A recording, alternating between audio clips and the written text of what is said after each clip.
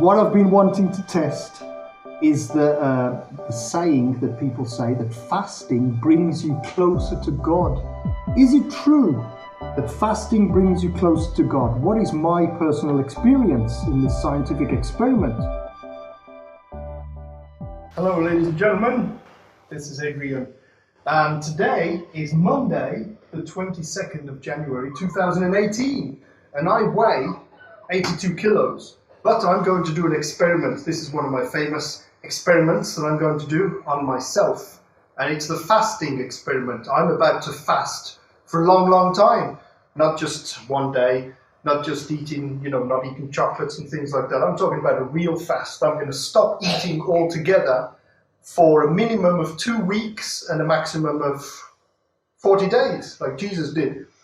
So I imagine it'll most probably be 20-something days, 3 weeks, something like that. That's what I'm aiming for.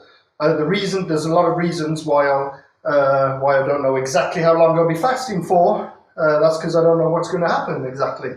So before you think I'm crazy, I did do this once before when I was about 20 years old, a long time ago. And I did it for 14 days, a very successful 14-day fast.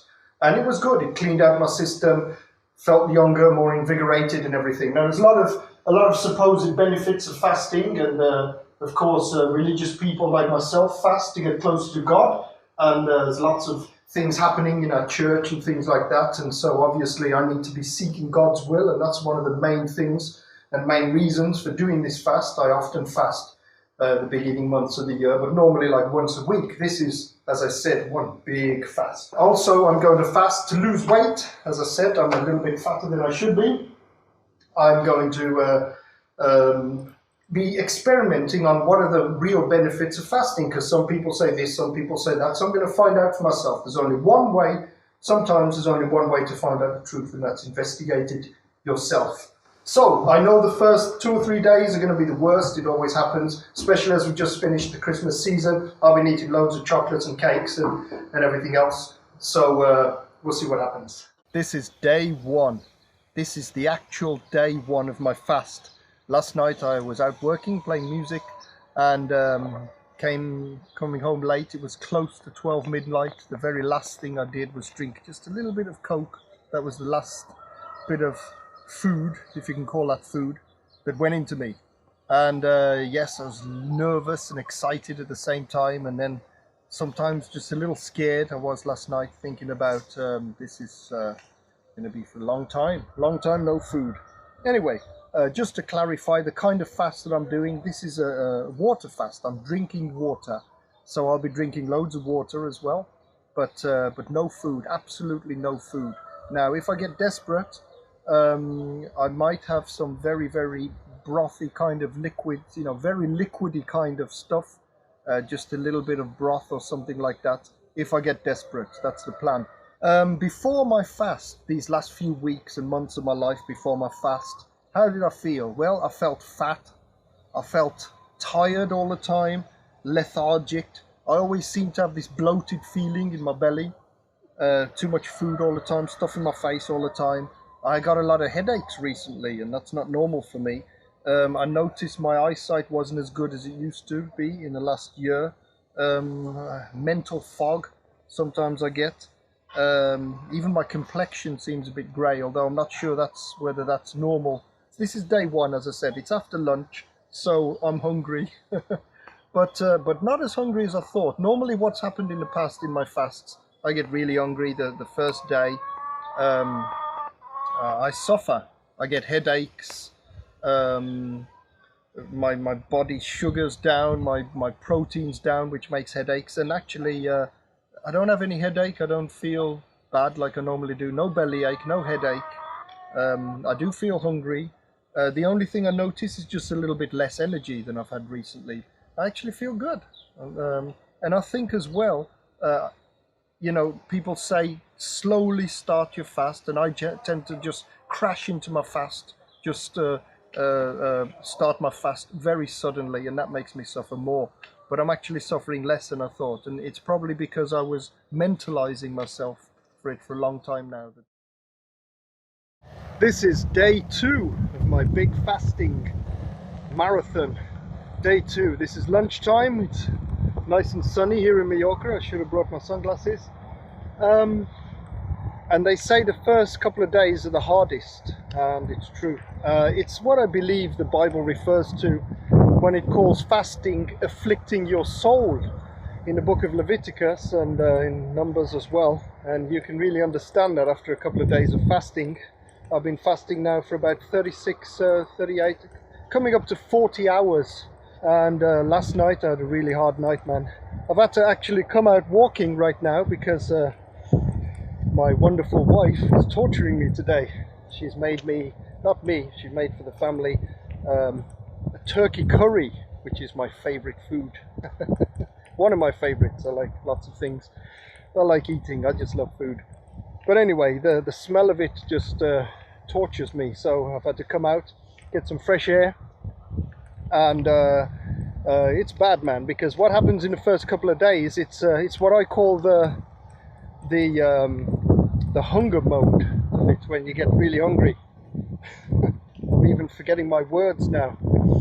So this is when you get really hungry. The first couple of days, it's torture, it's hard, it's difficult. Your body is going crazy, scrambling for food. Suddenly all your senses are heightened. I have an incredible sense of smell now. I can smell for miles. Any kind of food, the idea of any kind of food is really great at the moment. So I have to try not to think about food. Now, I was fine yesterday about the same time as today. I was doing well. But then last night, I had a bad night. Started in the evening, typical you know, symptoms of being very extremely hungry, symptoms of malnutrition maybe, I don't know. I was cold, tired, dizzy, kind of numbness I felt as well, nausea, I had bellyache, headache, kind of pins and needles in my hands and feet. I felt very weak and shaky, I still do. But I've noticed that I'm not actually weak. I haven't gone any weaker because I do my exercises every day. I did my exercises today as well. And I'm fine. I can do just as many push-ups and pull-ups and everything else and sit-ups as I did yesterday and the day before and the day before. And this morning in our house we had a Bible study. We have it every Wednesday morning in our house. And I'd actually forgot about that. And then I thought of it this morning as I woke up feeling very, very not well. And I just thought to myself, man, how am I going to do this? But you know, I remembered that in emergency situations you can have some little fine liquids. So I actually had a rooibos tea, and it did great. Rooibos tea with a bit of honey in it. And you know, there's a saying, a taste of honey. When you're starving and you put a little drop of honey on your mouth, it takes away the hunger pains. And I felt great afterwards. One thing I should mention about fasting is the importance of drinking lots and lots and lots of water. Now today I switched to mineral water because yesterday I was still drinking filtered tap water. So that's what I've done today, and I do feel better at the moment than I did yesterday afternoon. And I think that maybe some of these symptoms I had in the nighttime was actually dehydration. I'm a person who normally drinks tons and tons of water all the time. But strangely, yesterday I didn't feel so, since I wasn't eating. I think that's why I didn't feel so thirsty either.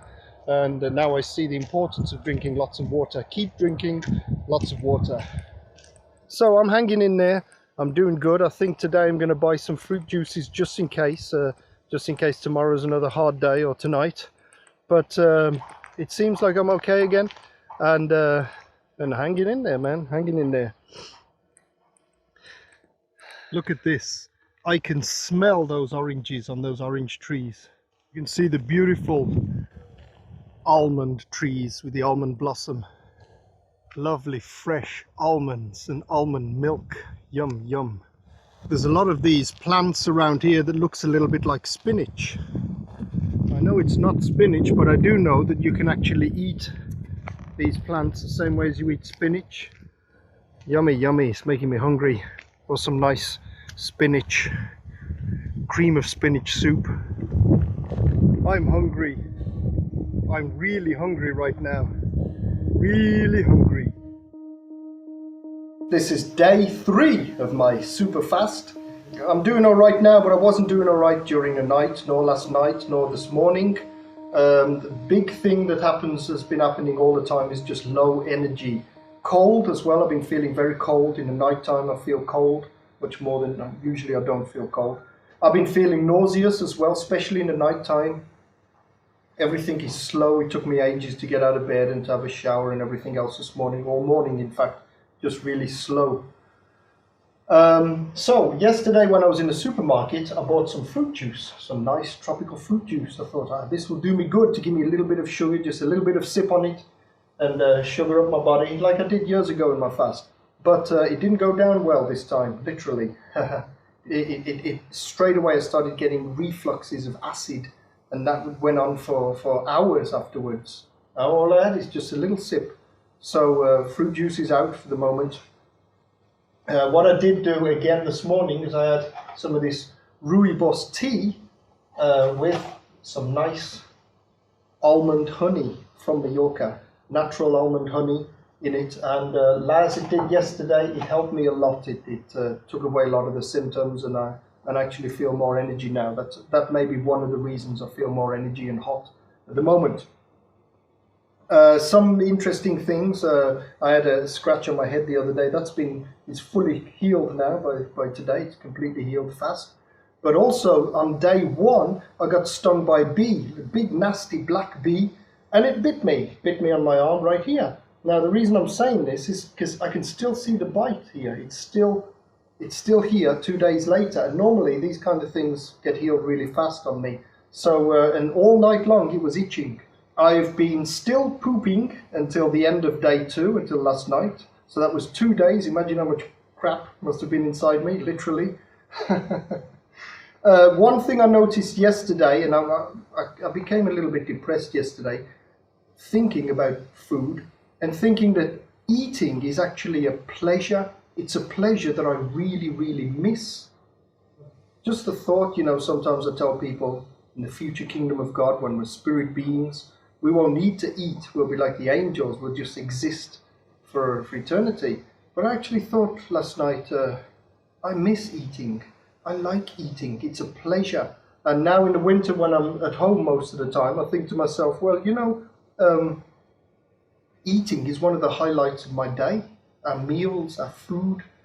So I'm really missing that in a deep kind of sense. Not only my body wants food, obviously, but I'm really missing just the pleasure of eating. And food is constantly on my mind. My friend from India just sent me a photo of some cows in the streets, and I was telling him, man, what a waste just letting those cows walk around in the streets like they do in India. How many juicy hamburgers can you make with that? Barbecue steaks, beef curry. And I'm hoping that because I'm already switching into the next phase, which is actually the true spiritual phase, when I stop being hungry and I enter into the autophagic state. That's the scientific word for it. You can look up autophagy on Google. The word literally means eating oneself. And what happens is my body switches to another mode where I'm now using up the fat reserves and all the junk that's in my body and using that to feed off. And so that's the actual cleaning process, the fully cleaning out, the fully renew, the complete reset of your body. So that's what I hope. And so I'll find out later on or tomorrow. We'll let you know. This afternoon we have another Bible study, like a small group in Manacor, a town close by. So Sandy and I will be going over there, and as long as I'm feeling okay. And we'll be involved in that, and then see what happens. So apart from that, I've kept my week practically free as possible. This is one of the low points in the year when I don't have much work. So yeah, so far so good. I'm in the supermarket while I'm fasting on day 3 and a half. It's in the afternoon of day 3 now. And the little girl wants some chocolate. You know how much I love chocolate, so I have to buy her some chocolate and suffer. I'm hungry.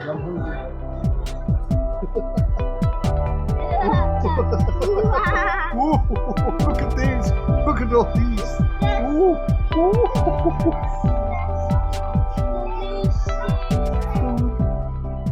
Well, first of all, looking on the internet at all different articles about these spiritual aspects of fasting, that fasting brings you closer to God and all this, I've actually found a lot of baloney.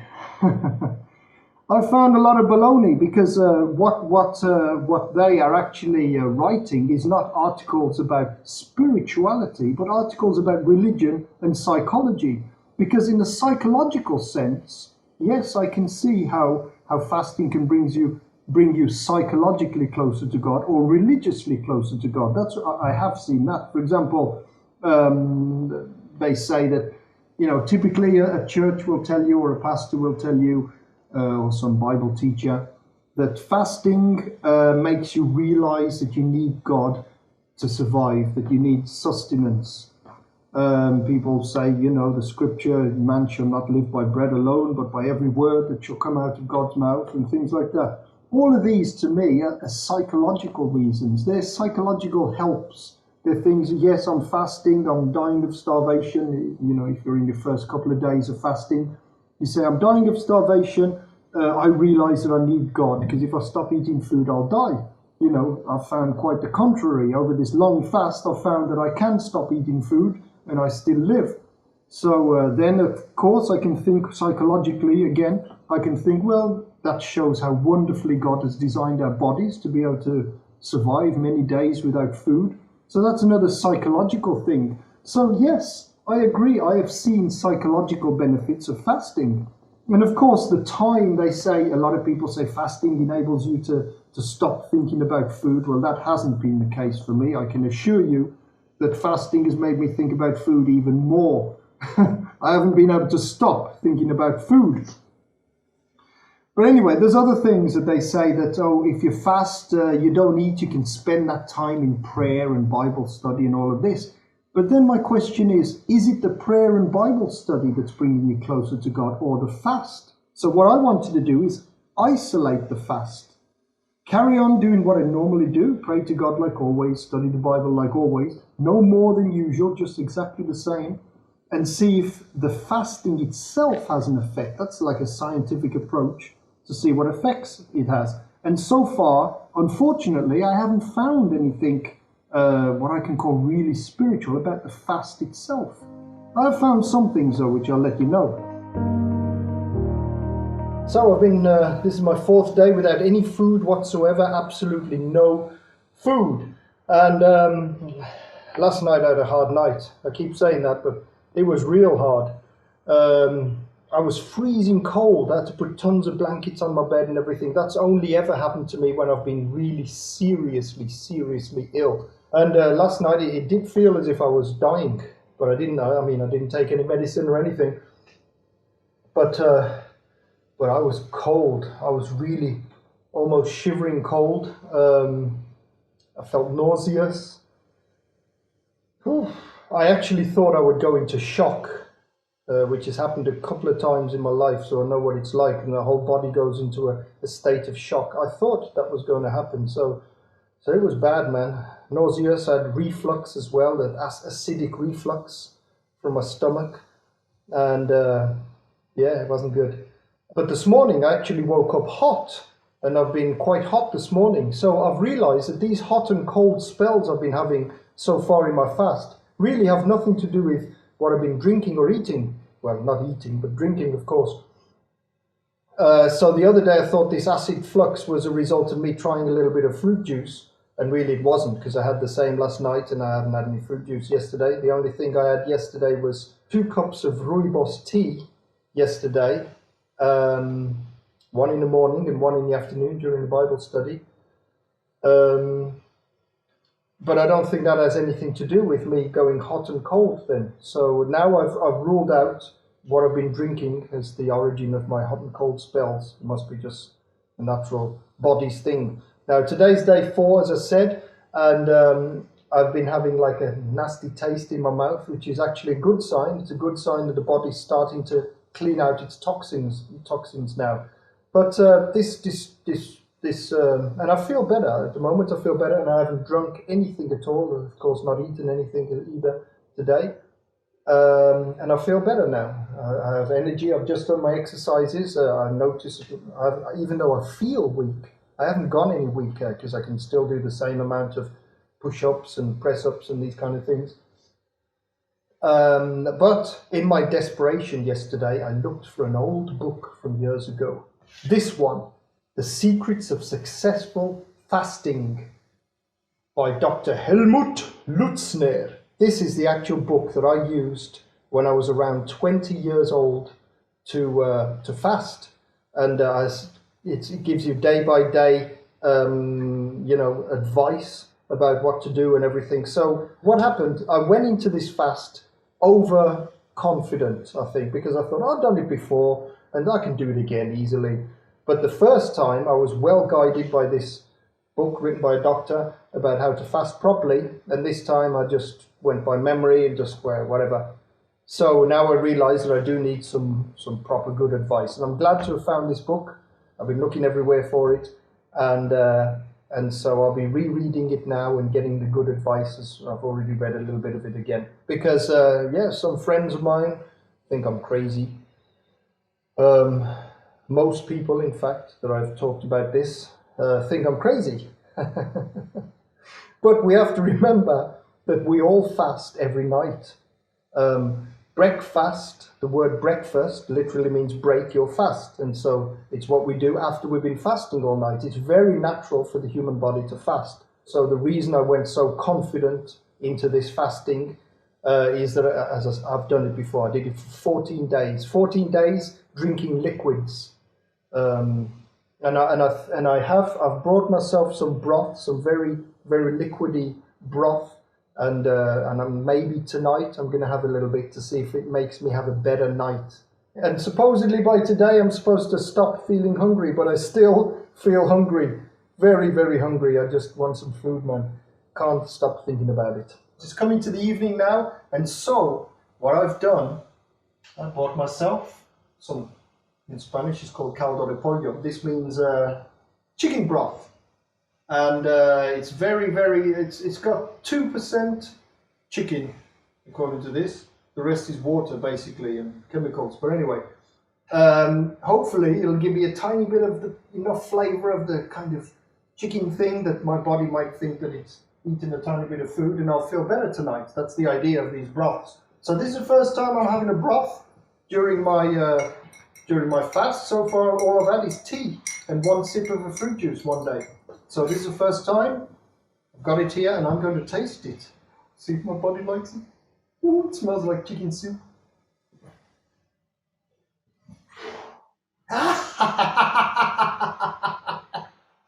Yummy, yummy. Oh, that's good. Just cheap supermarket brand, but oh, that's great, man. Oh. This is not heaven, I don't know what is, man. This is day 5, and I just measured myself, weighed myself, and I weigh 77 kilos now, which means I've lost 5 kilos in 5 days, an average of 1 kilo a day. So at this rate, I'm going to be a skeleton at the end of this fast. So I feel all right so far.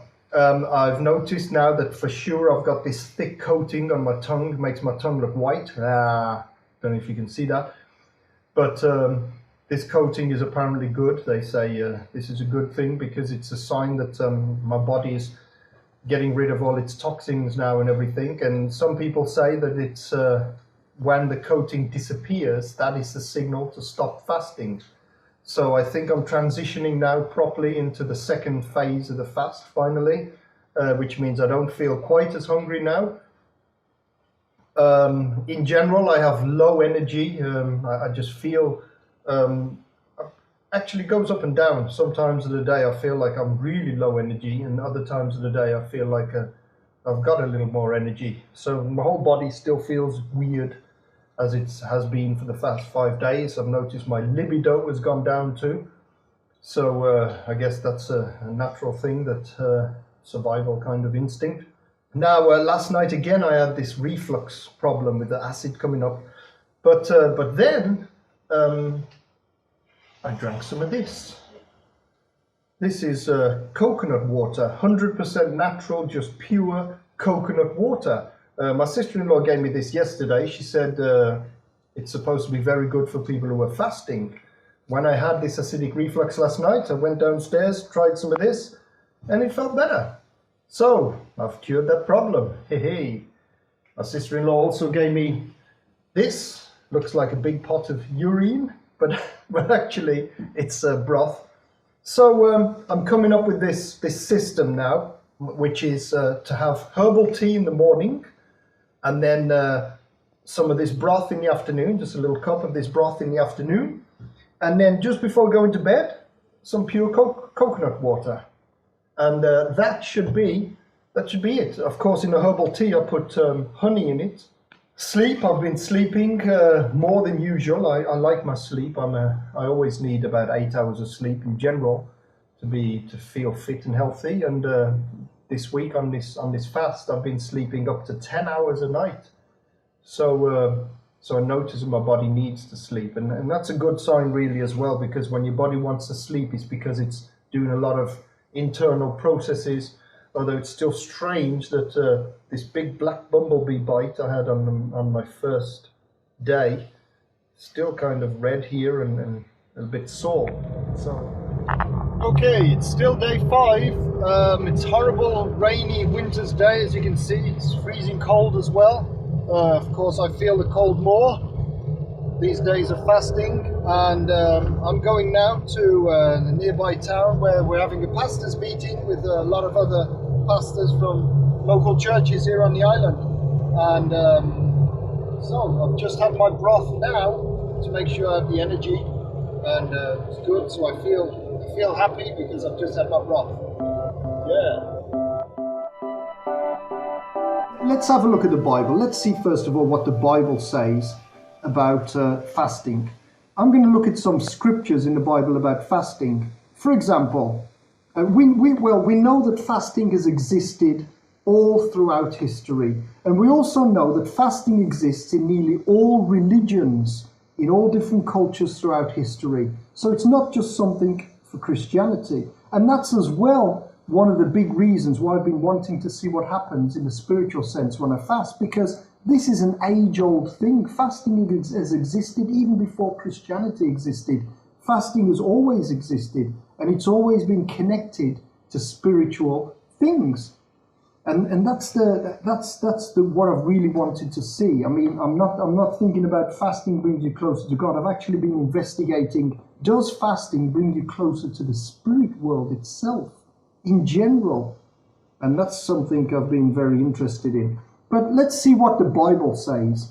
For example, one interesting thing is the Bible shows that God doesn't really like religious fasting, like this false, typical religious thing where somebody says, "Oh, I'm a important religious person. I'm going to fast now. Look how great I am." And there's examples of that in the New Testament. But I'd like to read from the book of Isaiah in the Old Testament, chapter 58, verse 3 to 7. It says, I'm going to read it straight from the Bible. It says, "Why have we fasted, they say, and you have not seen it? Why have we humbled ourselves, and have you not noticed? Yet on the day of your fasting, you do as you please and exploit all your workers. Your fasting ends in quarreling and strife, and in striking each other with wicked fists. You cannot fast as you do today and expect your voice to be heard on high." Verse 5, "Is this the kind of fast I have chosen?" And this is God speaking. He says, "Is this the kind of fast I've chosen? Only a day for people to humble themselves? Is it only for bowing one's head like a reed and for lying in sackcloth and ashes? Is that what you call a fast, a day acceptable to the Lord? Is not this the kind of fasting I have chosen? To loose the chains of injustice and untie the cords of the yoke, to set the oppressed free and break every yoke? Is it not to share your food with the hungry and to provide the poor wanderer with shelter? When you see the naked, to clothe them and not to turn away from your own flesh and blood?" So that's what God is talking about. He's talking about, he doesn't want religion. He doesn't want all these false hypocrites kind of fasting, "Oh, look at me, I'm fasting. Oh, isn't it great?" No, he wants some real action. He wants people to be good to the poor people and everything. Show some charity to people.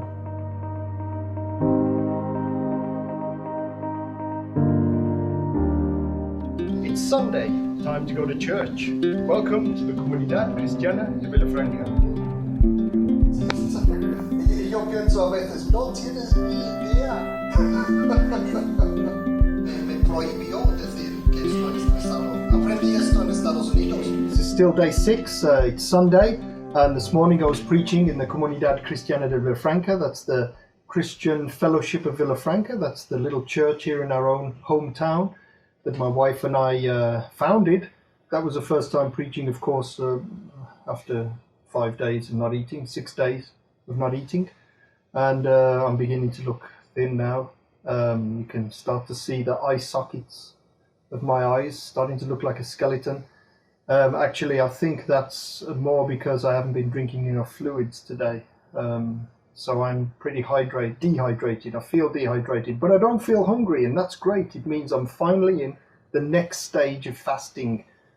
It took a long time, 7 days, but now I think I'm fully in the spiritual stage of fasting. So as I said, I'm not so starving anymore. I'm not having these mad cravings for food. It just feels all weird inside, you know, like I've got the bubonic plague or something. And my whole body is running on low power.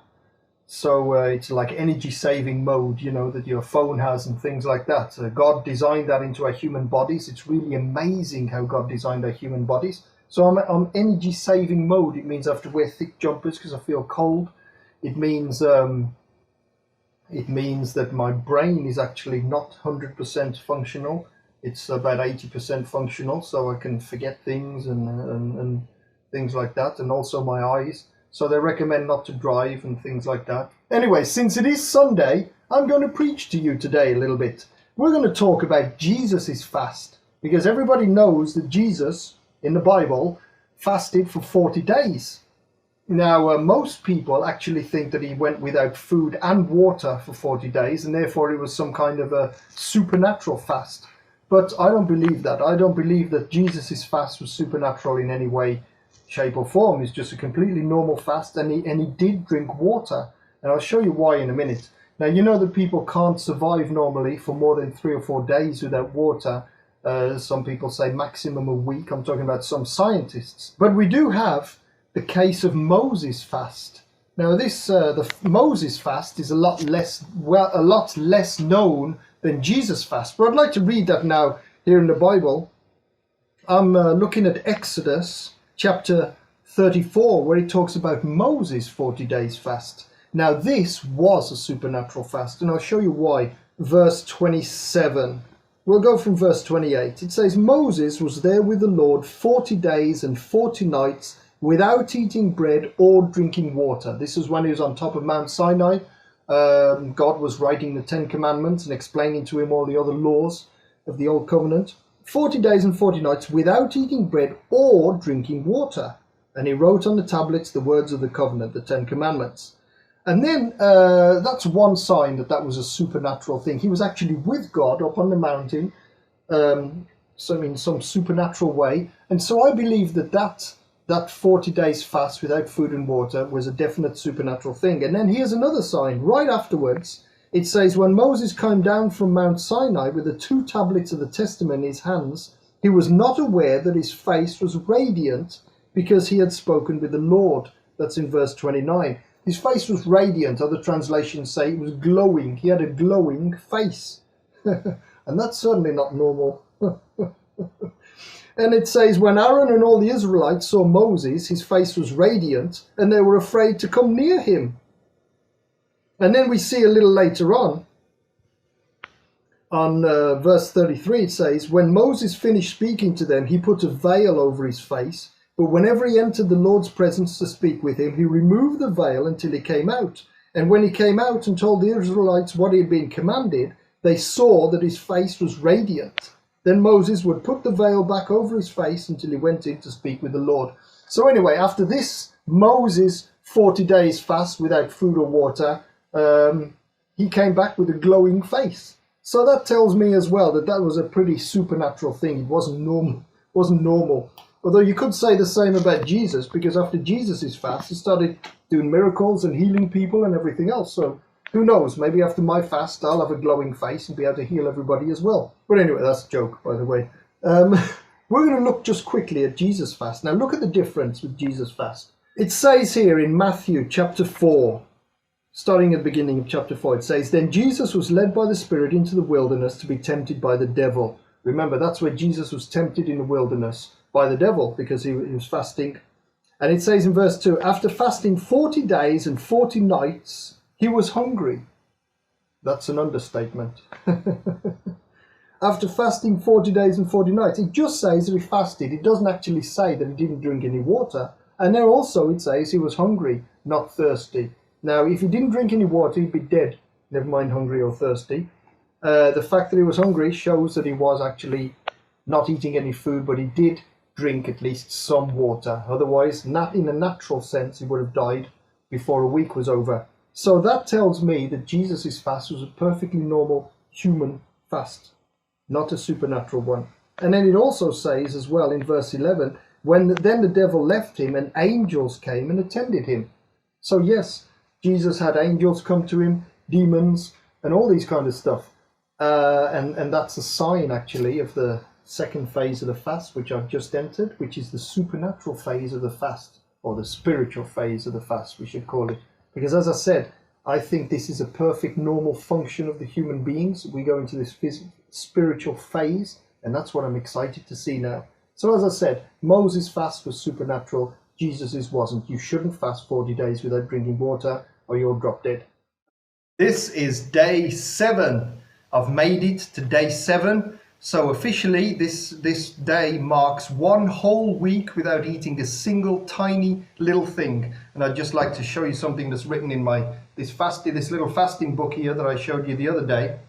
It says on page 19, fasting alone is more difficult. Solitary fasting demands great discipline and self-control on the part of the individual, who must be capable of renunciation and self-contentment at the same time. It says, if you manage to fast alone successfully for a week, you can be proud of yourself.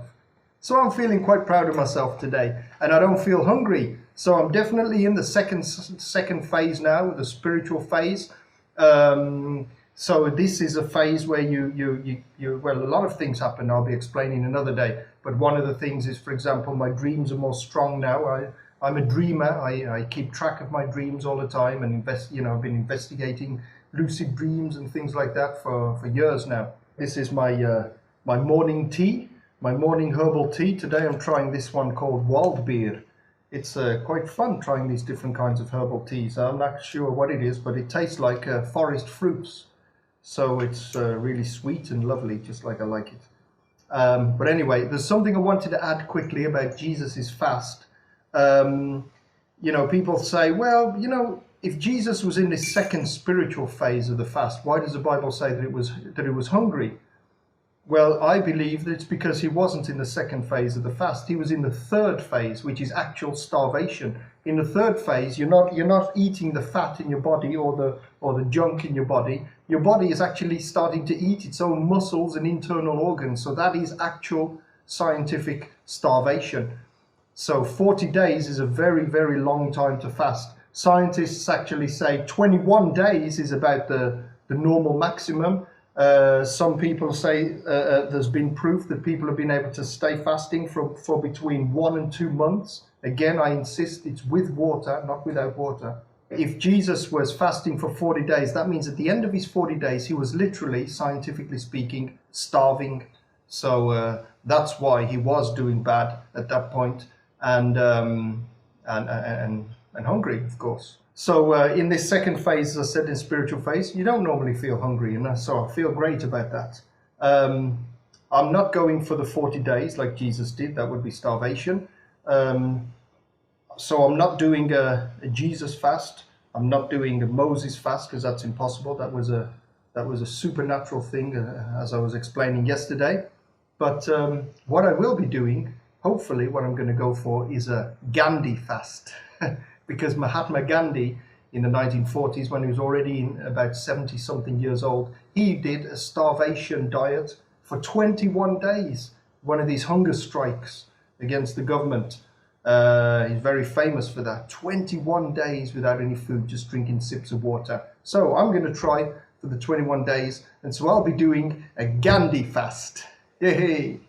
Well, we're still on day 7, but something amazing happened today. Something really amazing. I pooped. First time in 5 days. Yes, that is amazing now. Something so normal and everyday is now something weird and strange. Anyway, it was yellow and it had this strange smell, different from normal.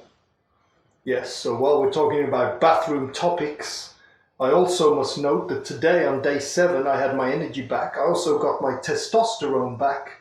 It's been on holiday for about 5 days, 6, 7, a week I guess it's been on holiday. And now on day 7 it's been back, it's come back. One thing though, what I realize is that I didn't have to suffer of starvation for so many days, because what some people do is they actually have an enema. Yes, we're talking toilet topics today. People have an enema or Epsom salts if they don't like enemas. And what it does is clean out your whole intestines. And once your intestines are cleaned out, apparently it stops you from being hungry. So that's something I actually forgot about, because I did do that when I did my first fast in my life many years ago. So anyway, that's it. Interesting day. And I'm so happy I've got my energy back. I've been able to do shopping and lots of jobs and everything. I've been basically half dead for about a week, but now I feel much better. Praise the Lord. This is day 8 of my fast, and I'm feeling good, man. Feeling good. I actually feel healthy. Now, what I'd like to talk a little bit about today is that some people have been worried about me. Today I'd like to dedicate the short segment especially to all of those people who love me so much that they worry about me and they think I might turn into a skeleton by the end of my 21 days of fasting. So I have here a book that I've found called Prevent Life Decay. It's by Marvin Yakos. And what I have found is something very interesting on page 29 of this book. And I'm going to just read directly from page 29 of this book, because it says some real good stuff. It's been proven time and time again that fasting doesn't damage the body, but quite the contrary. Fasting is a time-honored tradition that provides us with a multitude of benefits, many of which could not be obtained any other way.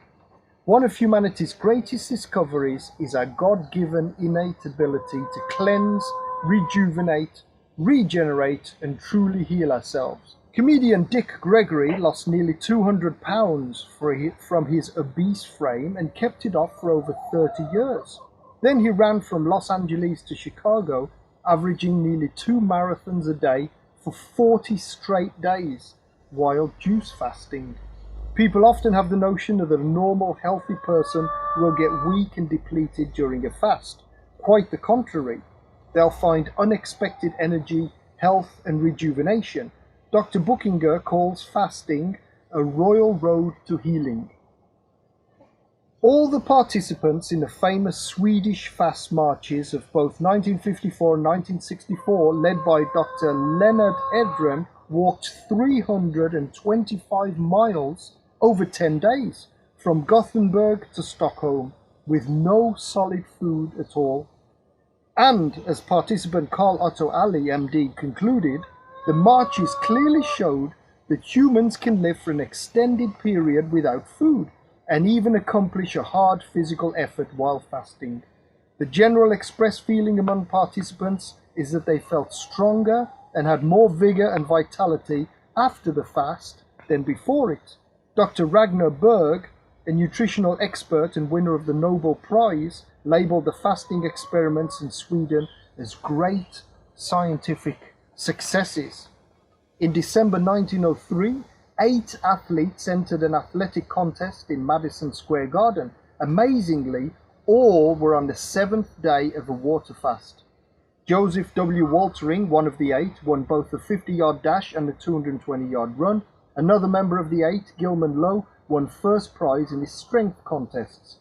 The following day, on the 8th day of his fast, in front of 16,000 well-fed spectators munching on popcorn and peanuts, he established 9 world records for strength and endurance that would stand for years. And note, that was on his 8th day of fasting. And I'm cheating a little bit because I'm not just drinking water, I'm drinking a little bit of fruit juices, as you know, and a little bit of broth and some tea, herb tea.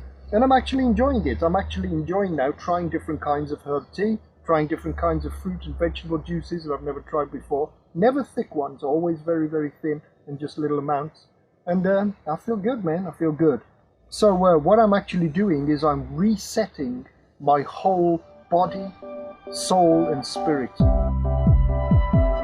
There are, however, some biblical reasons for fasting, and I'm gonna show you these now. First of all, biblical reason number one for fasting is to seek God's blessing or favor. And we can see an example of this in the book of Esther, chapter 4 and verse 16, where you hear, I'm going to read it now, it says, "Go gather together all the Jews who are in Susa and fast for me. Do not eat or drink for 3 days, night or day. I and my attendants will fast as you do. When this is done, I will go to the king, even though it is against the law. And if I perish, I perish." So this is Esther, the queen. Apparently, they didn't have marriages like they did today.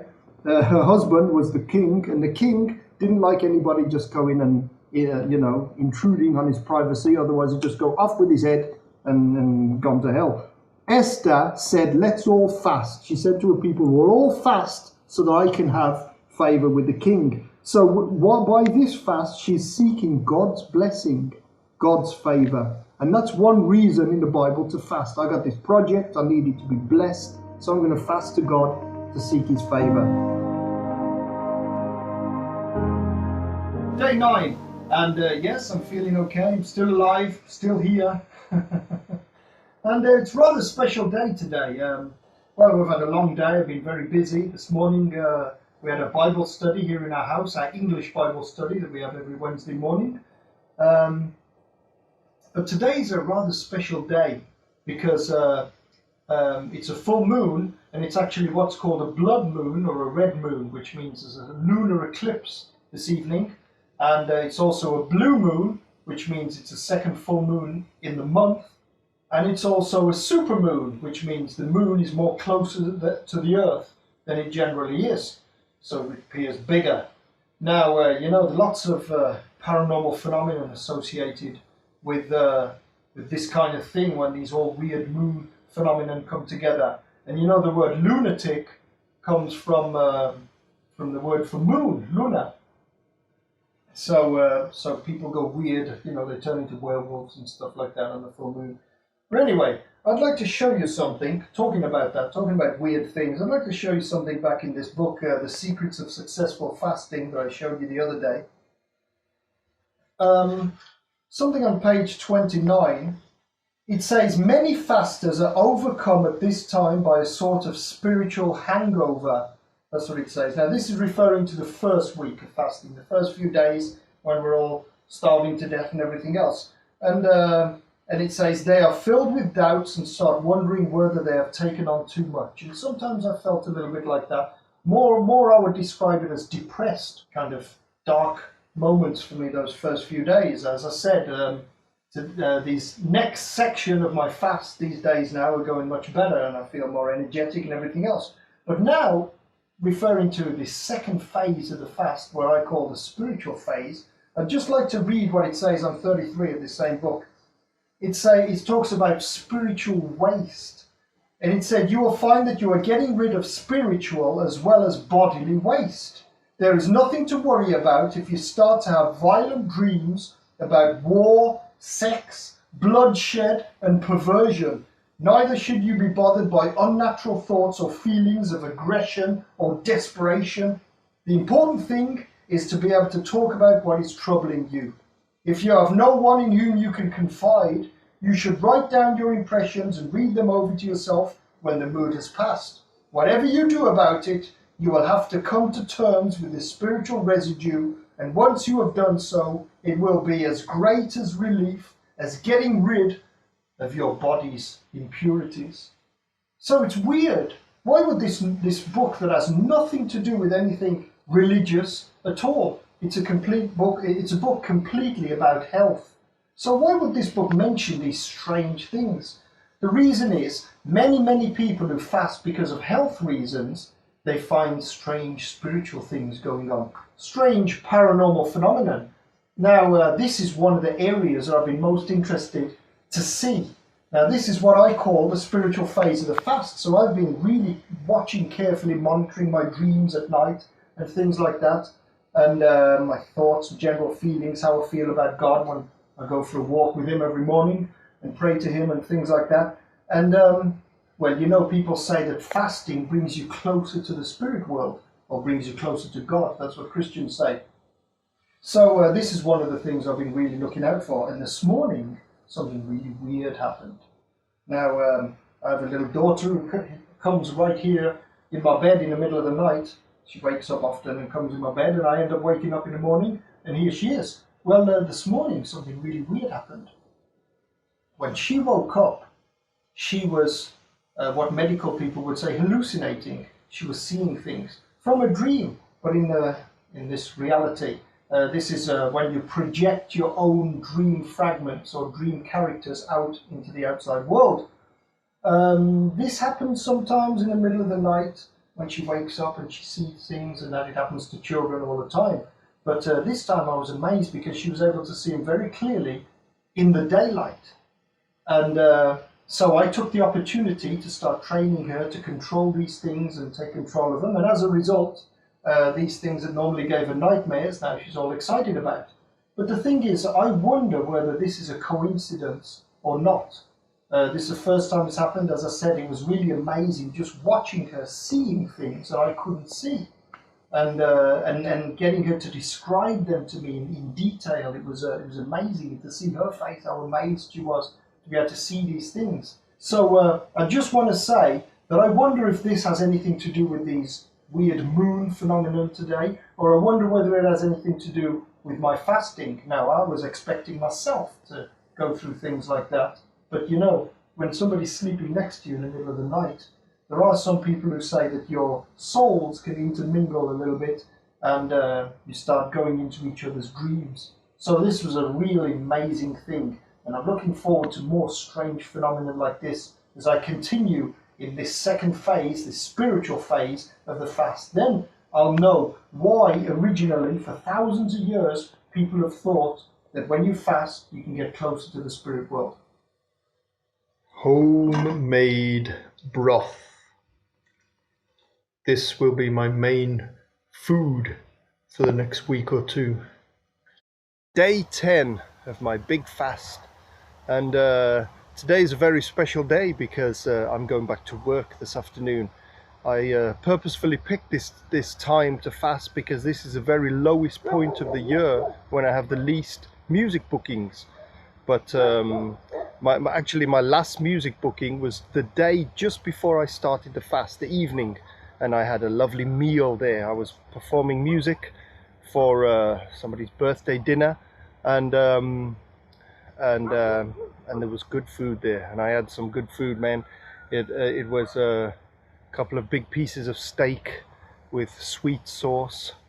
Oh, makes me hungry just thinking about it. But anyway, for the first time since I've started fasting, I'm going to be playing music on stage this evening in an official booking. Here we go, we're on our way. Well, ladies and gentlemen, this is still day 10, and here I am in the basement of this hotel waiting to go on stage. So what worries me really is something I haven't mentioned so far about fasting, and that is low blood pressure. When you're on a fast, you tend to have low blood pressure. That means you can get dizzy sometimes, you can faint even. So it's just a normal thing that happens when you're fasting. Now that's all right in a normal everyday life, sitting at home and fasting, but if you're about to play on stage with very steep stairs over there, then that means it's dangerous to faint. So I have here an ISO drink. Also, one thing I didn't mention, I don't normally play on an empty stomach, and I have a very empty stomach. So what I did before leaving home is I filled myself with broth, so really I had a full stomach, but of liquid.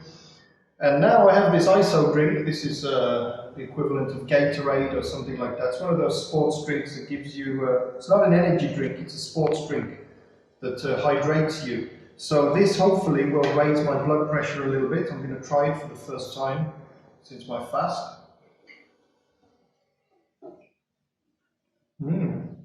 nice and sweet. So hopefully, hey, it gives me energy. Oh yeah. So hopefully,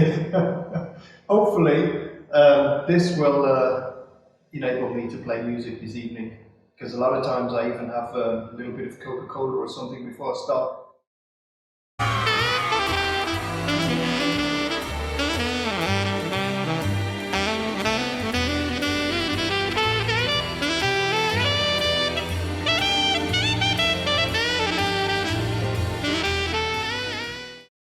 Well, I panicked just before going on the stage. I had to have a sip of Coca-Cola to give me a little bit of caffeine because I was feeling, wobbly and not so stable. And then after the first half, I had to have a bigger swig of Coca-Cola to keep me going. And I think I had too much of a big swig, and then it gave me a bellyache afterwards. But anyway, it was kind of like playing music when I'm sick. Sometimes in the past I've had a fever or something like that, and I'll be playing music on the stage and everything just seems dreamy, it seems like you're not really there, you're just dreaming, everything's automatic. So it kind of felt like that. Towards the end, it felt a little bit more normal, which must have been the effect of the caffeine from the Coca-Cola. So now I know, next time I go and play music, I'll just have a sip of Coke, even though it's not very recommended to have caffeine during a fast. The thing is, during the whole fast, even when I feel good, I still feel kind of empty inside, completely, like all my intestines are all squashed up and disappeared to nothing. It's like I've got no insides, everything feels softer as well because all the fat is melting away. Still alive, we made it, didn't fall off the stage. See you tomorrow. Number 2, to seek God's will for our lives. And that is actually one of the reasons why I've done this fast, because I need to know God's will. Soon I will be stepping down as pastor of the Christian Fellowship of Villafranca, the church that I founded. One of the reasons is because I'm going to live in another country, in America. I now live in Spain, in Mallorca, so that's the main reason. But another one is so that I can concentrate on Singspiration. I would have had to do that anyway. So I'm seeking the Lord's will about the new pastor, who's going to be the new pastor of our church. And it's a very important thing. So here's some examples of people seeking God's will in the Bible by fasting. We see in Acts chapter 13, verses 2 to 3. Here's an example. While they were worshipping the Lord and fasting, the Holy Spirit said, "Set apart for me Barnabas and Saul for the work to which I have called them." So after they had fasted and prayed, they placed their hands on them and sent them off. So they were fasting and praying, and then the Holy Spirit talked to them and showed them their will. So you fast to seek God's will. But notice that fasting and praying goes together in the Bible. And that's something very important, because as I said, I've wanted to see what happens if you just fast. I haven't prayed any more than normal to see what happens. So anyway, Acts 14, verse 23, again it says, Paul and Barnabas appointed elders for them in each church, and with prayer and fasting committed them to the Lord, in whom they had put their trust. Well, we are on day 12. It's a nice sunny day now, and we're here on a walk with Sandy here in the countryside. We're on a 2-hour walk around the countryside, spend some time with each other. But yesterday it wasn't a nice sunny day. It's still cold, but yesterday was freezing, and last night I suffered. I felt cold. Now I've been feeling cold a lot during this fast, and I think it's because of two things. One, my body's energy, remember, is on like a power saving mode. But another reason is because I've lost a load of my body fat that kept me warm. So last night I was freezing. We had a fireplace on, I had the heater on in the bedroom, I had like loads of blankets, and I never have that many blankets on. And still I was just shivering in the bed, and it wasn't fever or anything. I really was cold. I felt internally like my internal organs were cold. It was a feeling I've never had before in my life. I was actually worried that I was getting hypothermia, and I seriously considered finishing my fast. Even though I think I'm on my ideal weight now, I don't really need to lose any more weight, but I still need to get rid of the junk in my body. My body hasn't finished the fast yet. And so what's supposed to happen is the tongue coating is supposed to disappear, and then I'm supposed to feel super ravenously hungry again, and that's the signal that my body gives me that it's time to stop fasting. And I think we may only be halfway through the fast, but I hope we're a bit further on. Ladies and gentlemen, this is day 13. We're at church and we're having what they call an agape. This is like a potluck. Come and see all the wonderful food. Hello. Look at the food. Yum, yum, yum.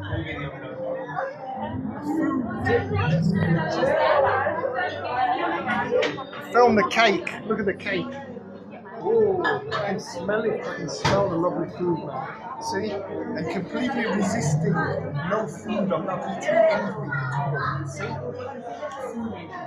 Last night I watched a show on TV of Adam Richman, where he was eating all his food and showing everything about food, because I miss food so much. So I just get my happiness by watching other people eat.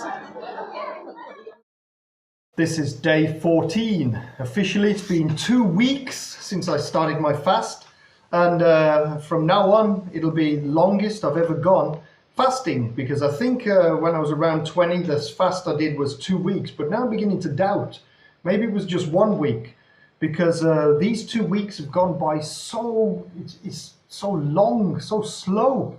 It's been an eternity. So I don't remember it being an eternity when I was young. So maybe it was 1 week. I'll have to look into it. But either way, from now on, this is the longest I've ever fasted for. So this is day 14, and I currently weigh 74 kilograms, which means I've lost 8 kilos since I started the fast. Now, I've noticed my weight has come down really steeply at first, and then it's kind of leveled off a little bit. So that's actually good. I'm more or less now my ideal weight. And I'm also on more or less of a schedule, more or less of a fixed schedule now. Every morning for breakfast I have a herb tea, and I'm having fun trying different kinds of herb teas. Then for lunch I have different kinds of fruit or vegetable juices, no sugar added, just as natural as possible. And then in the evening times I have very thin broth. It's supposed to be vegetable broth, but I really found out I don't like vegetable broth, so I'm having some kind of chicken broth. And I go for walks in the morning usually. I'm pooping every couple of days, so my body's working, it's doing something. And I'm also exercising my muscles. Now, part of the reason for this is because this phase is the ketosis phase. It's what's called ketosis, and that's when your body is eating up its fat. But like always, whether you're on a fast or not, if you don't exercise your muscles, your body will eat up the protein from your muscles. Your muscles will get smaller. In general, I've been having lower energy. That's normal, and I've been feeling cold. And apart from that, everything's going well. So when is it time to finish my fast? Well, basically, my body's doing two things at the same time. One is it's eliminating all of the rubbish in my body, all the toxins and all this kind of stuff. And the sign that your body's doing that is you have this coating on your tongue, like a white coating. So your tongue is not so red like it normally is, or pink, kind of funny like this.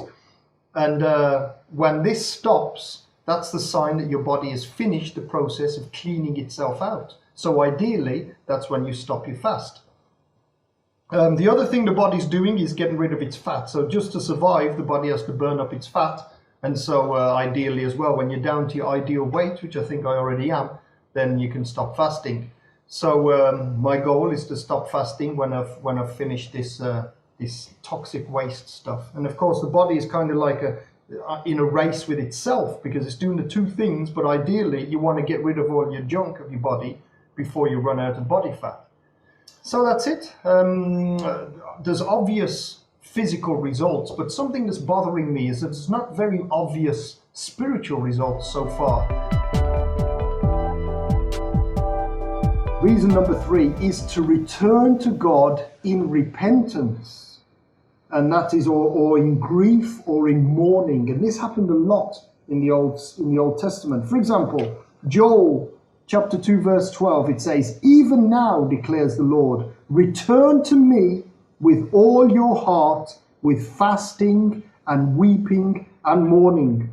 And then Nehemiah, chapter 1, verse 4 says, "When I heard these things, I sat down and wept. For some days I mourned and fasted and prayed before the Lord of heaven," before the God of heaven. So this is turning to God in repentance, in grief, and in mourning. That's reason number 3. We have 2 Samuel here, chapter 12, verses 15 to 17. What happened to David when his son was cursed, his baby, and was going to die, and that was by the will of God. Remember, in the Old Testament, God punished people. Nowadays, under the New Covenant, He doesn't do that, not in the same way. So anyway, I'm going to read this. "After Nathan had gone home, the Lord struck the child that Uriah's wife had born to David, and he became ill. David pleaded with God for the child. He fasted and spent the nights lying in sackcloth on the ground. The elders of his household stood beside him to get him up from the ground, but he refused, and he would not eat any food with them." David had been naughty, very, very naughty. You can read it in the 2nd book of Samuel. But basically, now what David was doing, he was repenting, he was grieving, and he was mourning, all in the same thing. And he was seeking God's favor and blessing in doing that. One more thing, Jonah. Actually, I won't read it, but you know the story of Jonah. Jonah was sent to the Ninevites to preach to them. He didn't want to, so fish came, swallowed him up, spat him out 3 days later. So Jonah thought, I better do what God said, go and preach to them. And they repented. Now watch what happens when they repented. I'll just read Jonah chapter 3, verses 5 to 9. The Ninevites believed God after Jonah, preached to them. And then it says, a fast was proclaimed, and all of them, from the greatest to the least, put on sackcloth. When Jonah's warning reached the king of Nineveh, he rose from his throne, took off his royal robes, covered himself with sackcloth, and sat down in the dust. This is the proclamation he issued in Nineveh. By the decree of the king and his nobles, do not let people or animals, herds or flocks, taste anything. Do not let them eat or drink, but let people and animals be covered with sackcloth. Let everyone call urgently on God. Let them give up all their evil ways and their violence. Who knows, God may yet relent and with compassion turn from his fierce anger so that we will not perish. And of course, God did, and they were saved because they were repenting in dust and ashes. They were repenting with grief and mourning and by fasting.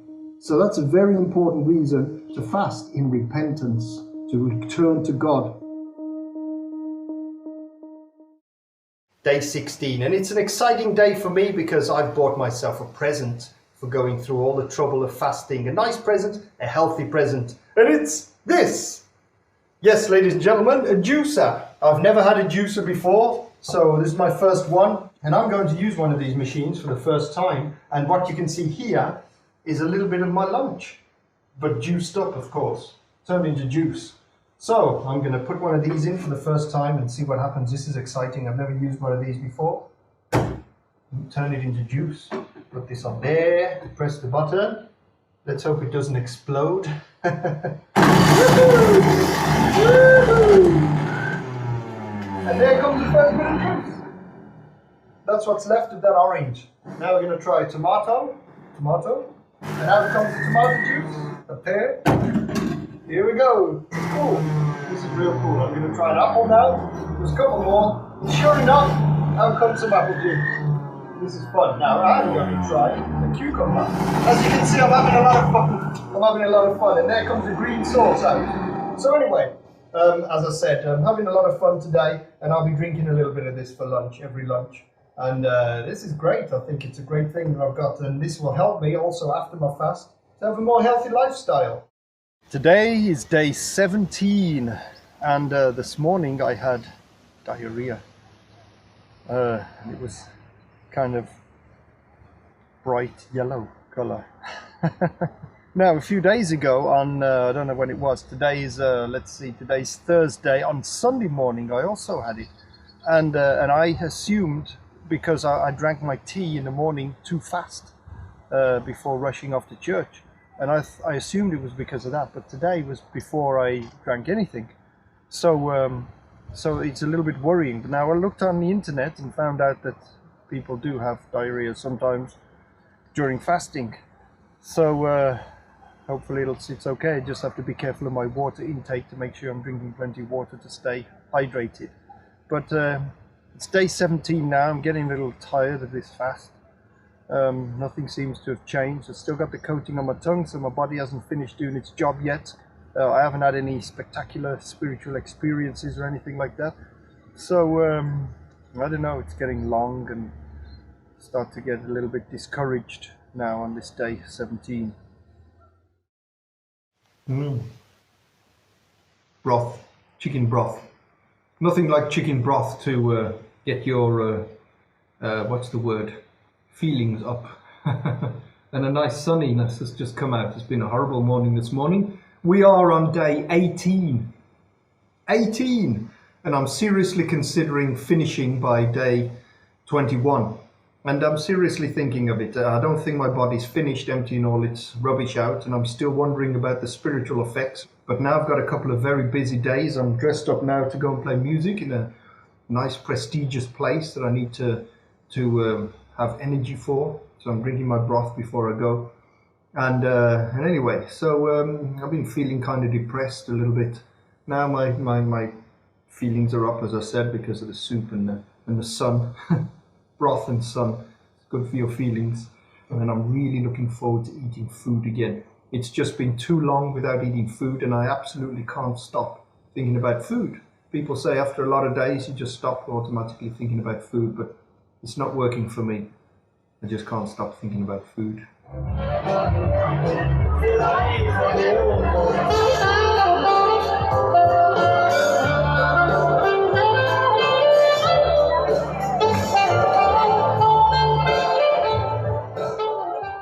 This is day 19, and last night was a successful booking. I did good. I had all the energy I needed actually, because I had before I started, I had some Aquarius, which is like a sports drink, not an energy drink, a sports drink. Where I drank a lot of it, and it gave me all the energy I needed. Didn't need any Coca-Cola, no nothing. And while I was actually performing, just drank water, and I had all the energy I needed. It felt great. And I've decided I'm definitely going to stop after 21 days. That was my original goal. I was looking at 21 days. I still have the coating on my tongue, but it seems to be going less. So maybe it doesn't just disappear suddenly. Maybe it just goes slowly less and then disappears gradually. So it's good enough for me. I'm thin as I've lost nearly 10 kilos of fat off my body. 10 kilos of fat off my body, and that's plenty. And I'm down to my proper size now, so I'm happy.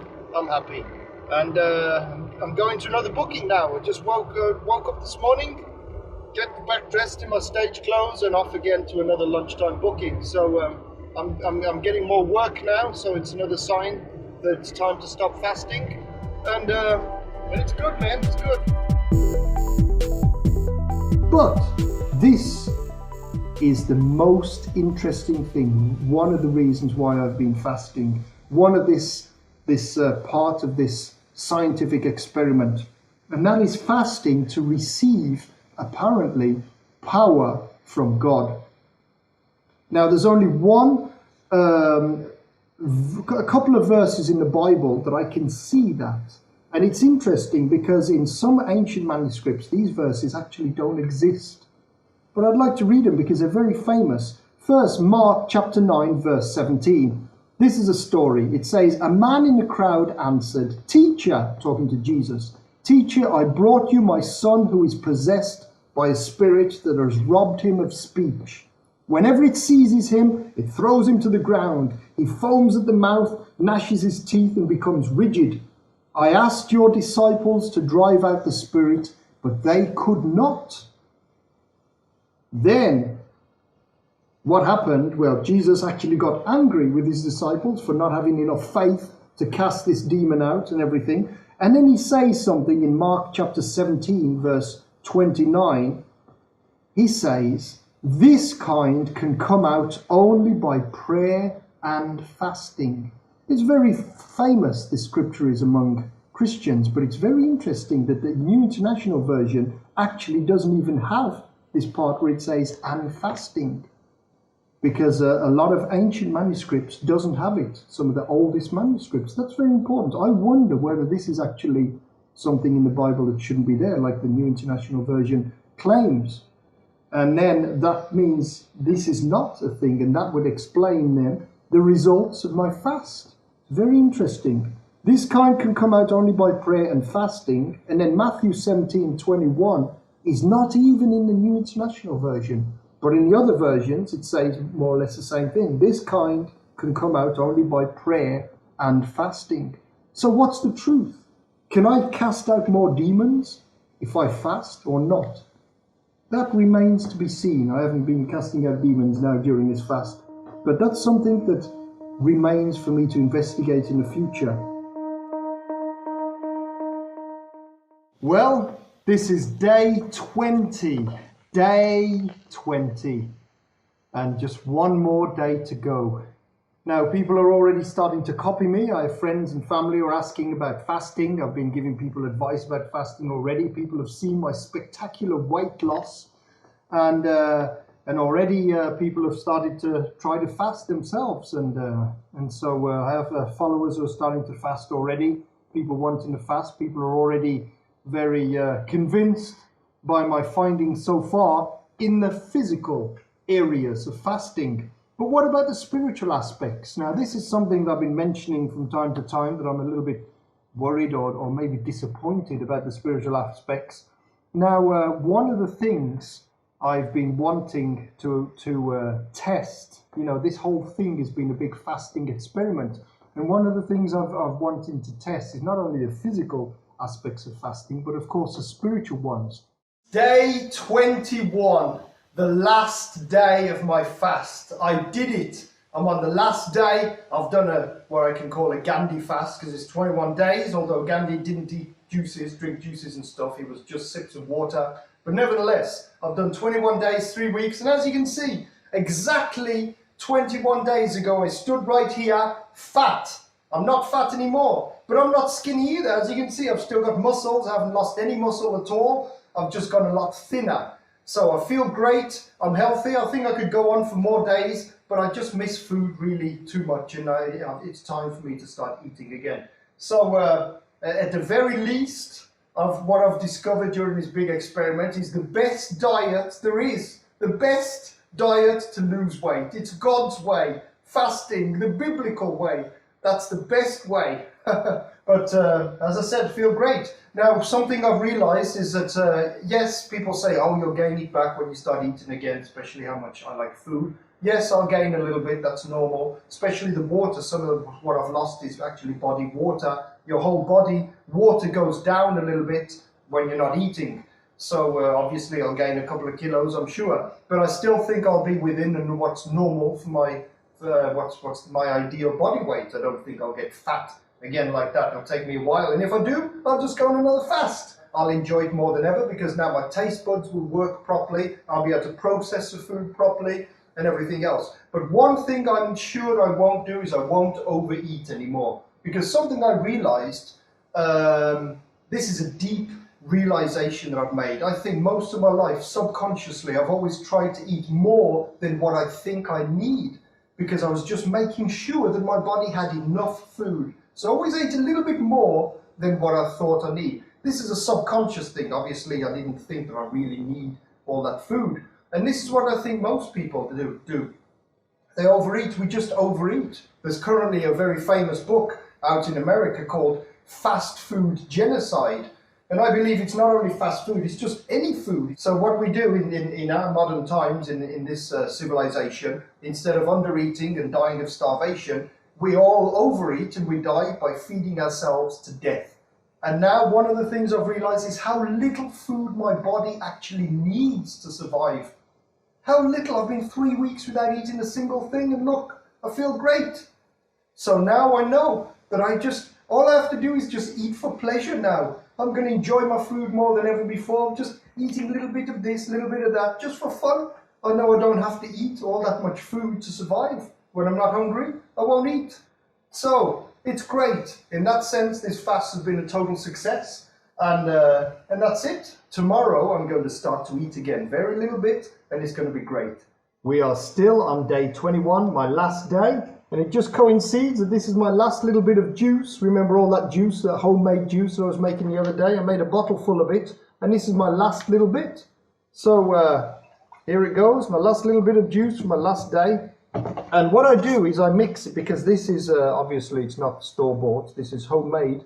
So one thing is this juice is quite bitter, and partially it's because of the skin of the orange, because we put all the skin of the orange in and it actually squeezed the juice out of the skin of the orange as well. But so what I'm doing is actually adding a little bit of coconut water. This pure coconut water, fully natural, is actually alkalinic. So if I add a little bit of this, it makes it not so thick, and also takes a little bit of the acidity off. And to make it just a tiny bit sweeter, I have some store-bought grape juice, not alcohol, just pure grape juice. And I put a little bit of this in just to give a little bit more sweetness.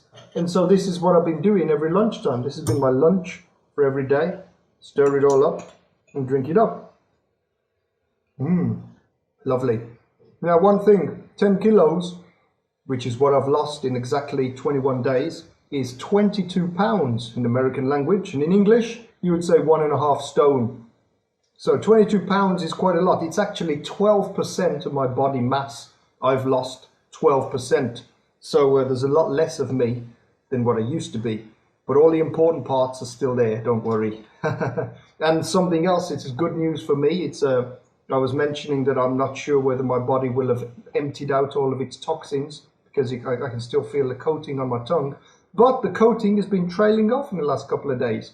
So I know it doesn't just suddenly cut off. This is something that trails off.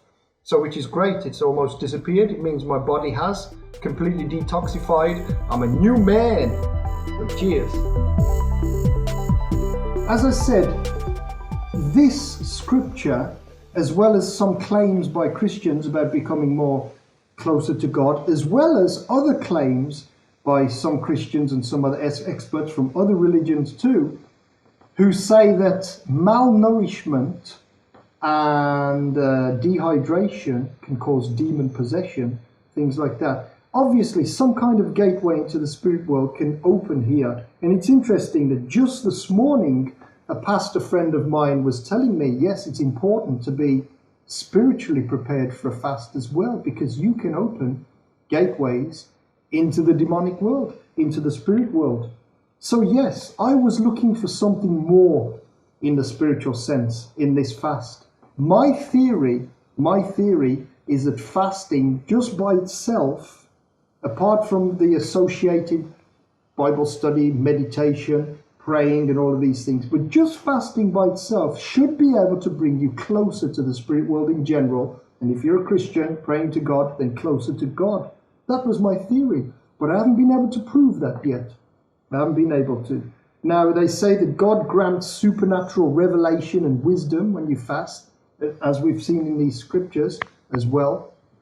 And I think that has happened. I mean, I've seen some answers of what I've been looking for regarding our church now while fasting. Some of these things have come to light. My mind has been clearer to think and make better decisions and things like that. So in that sense, we can say yes. But as I said, I've been looking for something more supernatural, something more palpable, some weird stuff, man, going on. Like I have had weird stuff going on in my life in general. So I was hoping that this weird stuff would get more weirder during fasting, and it hasn't so far. Now I wonder, is it because I'm drinking juices? Is that cheating? Is it because I haven't fasted long enough? After all, my body's still throwing out its trash. I haven't even finished throwing out its trash and probably won't now. This time I'm fasting. So what's the answer? It's something that I'm going to have to investigate in the future. I'm going to have to do another fast in the future. Maybe next time it'll have to be just a water fast. Maybe next time it'll have to be longer fast. Maybe next time I'll have to lock myself up in a monastery where I can spend time with God that I need to, and not be all with my everyday business and everything else I do normally every day. Maybe I'll have to do that. But this remains to be seen. This is inconclusive so far. The spiritual aspects of the fast, I have to say, are inconclusive. The physical aspects are very conclusive in the benefits. The obvious benefit being I've just lost 10 kilos, which is a lot of weight. Okay, this is my first day after the fast. This is post-fast. I've finished my fasting now officially. This morning I woke up and had a thick fruit juice. I still haven't had any proper food yet until right now. So this is exciting. Now, unfortunately, I had a bad night last night. I didn't sleep half the night. You can see the bags. And I think I've been dehydrated as well. I had headache, bellyache, everything else. And I woke up this morning. It's nice and sunny now, but it was freezing this morning. I went for a walk and got earache with the cold in my ear and everything. So, well, I haven't been feeling very well, despite the fact that I've been looking forward to this day for a long time. But I feel better now. What I have to do is start very patiently. I'm looking forward to eating a lot of lovely foods, all my favorite foods, but I have to do it very patiently. I've been 3 weeks fasting, so I'm going to take 3 days to get back to eating normal. So today, I'm going to eat just very, very, very little and only vegetarian stuff. Tomorrow I'll eat a bit more and I'll add milk products, dairy and stuff like that, yogurts. And then the third day, I'll start eating meat and a lot more of everything else. Of course, I need to drink lots of water too, but when you start eating, automatically you start getting thirsty as well, and you automatically start drinking more water as well, and you put on a lot of the water that you've taken off, so I won't have these big bags under my eyes then. So anyway, would you like to fast? I have a couple of pointers for you. Firstly, if you have any weird disease or anything, or not so weird, you might want to ask a doctor about it first. And the next thing is to read a good book. This is my big recommendation. You must read a book about fasting if you're going to take it seriously and do a big long fast like this. I already mentioned before this little book that I had when I was young, The Secrets of Successful Fasting by Dr. Helmut Lutzner. Since then, they've done a lot more research and about this whole subject. So one book I've been reading recently is called The Complete Guide to Fasting by Dr. Jason Fung and Jimmy Moore. Now this is a very big book compared to this other one, and it's full up of scientific data and everything else, and as well as lots of practical advice. So I recommend both books, or any other good book about fasting. I'm sure there's a lot out there.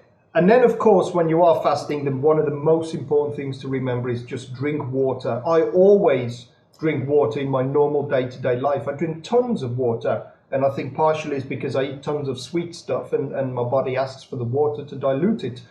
But during the fast, I've realized that I haven't been drinking enough water. And then the other one thing that I would say in my personal experience is keep warm. Because I chose the lowest point of the year in terms of work, where I don't have hardly any work at this point of the year, early January, to start my fast. So I don't have to go to work and all this. But unfortunately, it also coincides with the coldest point of the year.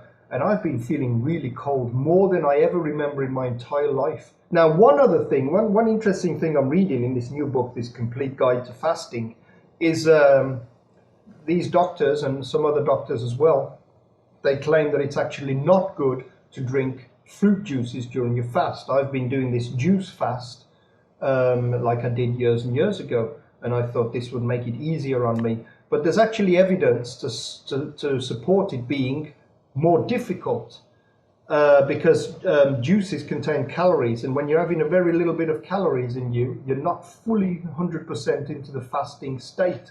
So there are claims that that me drinking juices may have hurt my fast rather than help it. So that's something to take into account. And as I said, in my next big fast in the future, I'll be going for a water fast only, no juices or anything. So that's it. There's only one thing left to do, and that's to eat. Now here I have an apple. I haven't eaten anything at all. Here I have this kind of pate stuff. Looks kind of funny, but this is made of eggplants, aubergines, what they call them in Spanish. Eggplant kind of spread. Apparently really lovely. Apples. This is very soft. Apples are apples, no skin. I've taken the skin off. And olives. Why olives? Because I've been craving olives like crazy. sometimes during this fast I've been drinking this juice that the olives are in because my body has needed some nutrients that's in here. So I thought the first thing I'm going to do is actually eat an olive. This is the first thing I'm chewing in 3 weeks.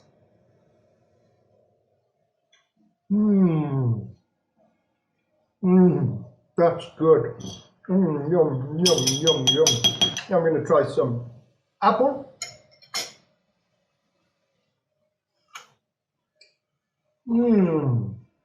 Oh, it tastes so good. So good. Bit of this stuff here.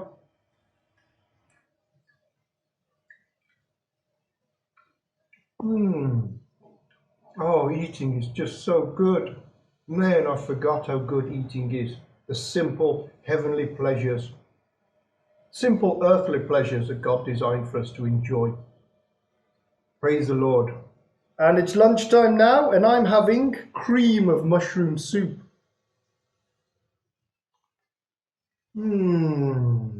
Oh, so good. I'm also having raisins, because they say so that you don't have either diarrhea or constipation when you're learning to eat again. You have to have some prunes, and since I don't like prunes, I'm having a couple of raisins with it. Anyway, it so happens that today is actually Shrove Tuesday, Pancake Day in England. And this is when traditionally the Catholics start fasting from this day onwards, before Easter. So I've finished my fast and the Catholics are going to start their fasting now.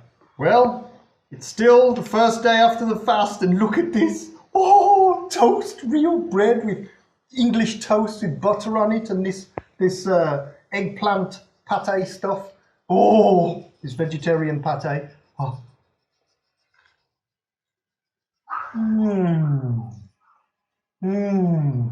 Oh, that's good. Cheers. Okay, well, this is the second day of eating. I finished my fast. Yesterday was the first day of eating. Everything went smoothly and well. I did what I said I'd done. I just ate vegetarian stuff, soft foods, and everything went great. I actually ate about 5 times yesterday, but very small amounts each time growing a little bit, so my stomach can get a bit stretched because it's very small at the moment. But great. In fact, it went so good that I already had a yogurt last night, so I went ahead of time. And today, this morning, I was already eating milk products, and I just had my first meat. To choose my meat, I actually had these kind of sausages made from all this liquidized stuff. So it's already, you can say it's already half digested. So I just had a fairly large meal now, and this is only on the second day of eating. I just had a fairly large lunch with those sausage kind of things, hot dogs or whatever you call them in American, and an egg. So I'll wait for a bit and see how my stomach goes with that, but it seems like it's okay. Everything goes well. Today I'll be eating my first hamburger this afternoon. Tomorrow I'll be eating my first curry. So that's it. It's all done, all over, all finished. It's been a great experience. And I just want to go over a couple of things that happened before the fast and after the fast to see the differences in my health, because I was actually very worried about my health towards the end of 2017. I was having heart problems, like heart murmurs or palpitations or fluttering, whatever you call it, where you can feel it moving funny. And that was worrying me a lot. I was very worried about my heart condition. My eyesight was going dimmer. I could see everything darker.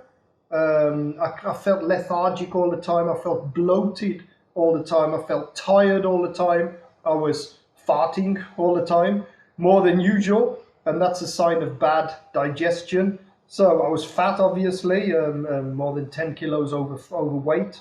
I was having mental fog and headaches. I just wasn't doing well, and I've been priding myself on being quite healthy my whole life.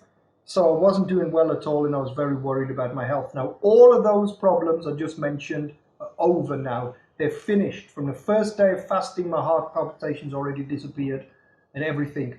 So I'm much more, my mind is clear, I feel great. Obviously, I'm still beginning to fill out again now as my body water gets back normal again. So I expect I'll look a bit better than I am right now. But I feel great. It's all been good. Now afterwards, I've been craving, actually, during the fast and after the fast, I've been craving more food like savory foods than sweets. In the spiritual area, there have been some interesting developments at church that show me that there's been a lot of things going on in the spirit world behind my back while I've been fasting. So there have been some spiritual benefits as well. And I've decided on making some life changes. Very simple, easy things, but to improve my life. And one of these is I'm going to make sure I have a 12-hour period every night of no eating. So we can call it a 12-hour fast daily. 12 hours of resting, 12 hours of eating. So in other words, being a musician, sometimes I eat very late at night, but whatever time I eat, the last time I eat at night, I have to wait 12 hours until I eat the next day, even if that means skipping breakfast. And there's been a lot of scientific research on this that shows that it really can make big benefits for your health. So in some areas, I think my life will change for the better. Now I won't eat if I don't feel like eating. I won't eat if I don't feel hungry. I won't eat if I don't like the food. I just know I don't need to eat. Isn't that great? So I think overall, my life is going to be much better for this fast. And I'm very thankful and happy that I did it. And today is Ash Wednesday, and it's also Valentine's Day. And my wife has bought me some chocolates. These are nuts with chocolate on them. So I'd just like to end with eating some chocolate. This has been a great fast. Cheers.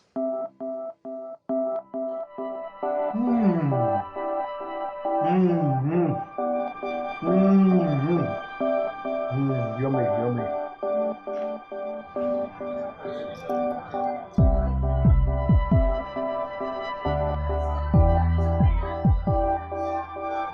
Chocolate cake.